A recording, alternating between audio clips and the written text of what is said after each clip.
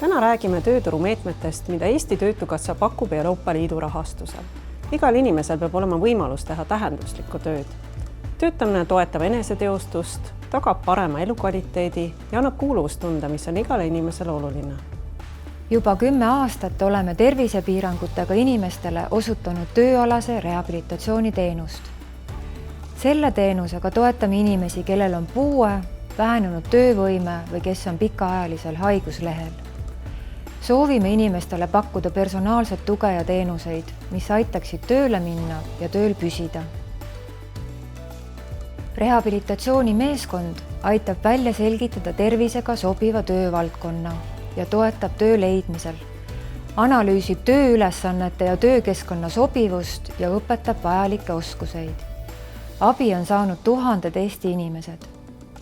Rehabilitatsioonispetsialistide oskuste arendamiseks alustame 2026. aastal toetatud tööle rakendamise koolitustega.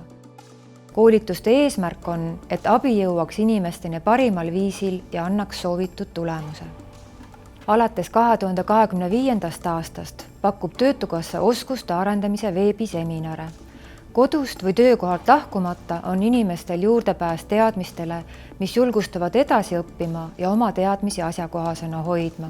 Seminaride fookus on näiteks koostöö- ja suhtlemisoskustel, loovuse kasutamisel, probleemide lahendamisel, rahatarkusel ja tehisaru kasutamisel. Veebiseminarid annavad töömaailmas hakkama saamiseks vajalikku kindlust ja teadmiseid. Alates 1. juunist 2025 maksab Töötukassa koolitustoetust tööandjatele, kes soovivad arendada töötajate roheoskuseid.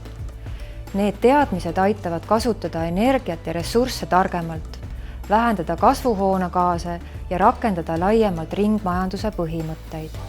Kasutades koolitustoetust saavad tööandjad investeerida oma töötajatesse ning toetada keskkonnasõbralikke praktikaid. Loe Töötukassa teenuste kohta lähemalt www.tootukassa.ee